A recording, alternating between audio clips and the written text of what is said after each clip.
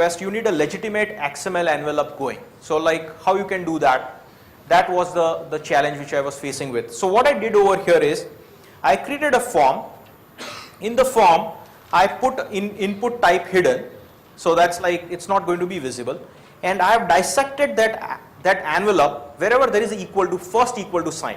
So that first equal to sign is going to be injected by my form, which is like a typical form. When you push a button, what it's going to do is it is going to take a name, it is going to take a value, craft a post buffer and put equal to in between, right? So what I've done over here is in a name, it's not the typical name like ID. In that, what I've done is I've injected a part of XML. Less than question mark XML version is a part of my name. And rest of the envelope without equal to sign is part of my value. So when this particular script get automatically generated the submit button, it's going to put equal to in between and my envelope will look like a legitimate XML envelope. The only trick over here is that when you do this way, your post request content type will be text HTML, and when you do with the AJAX, your content type will be XML/application.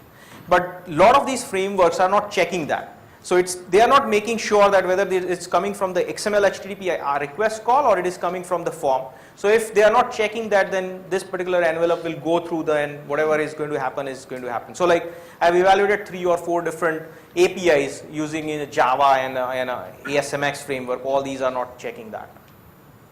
So that's the way how one-way CSRF would work with our 2.0 streams. Any other question? Very interesting question. Okay, so pretty much I'm done over here. Here is my email address, and you can reach me at sriraj@blueinfy.com. And whatever tools which we have discussed are part of the tools.html which you can download from blueinfy.com. And thank you very much for listening.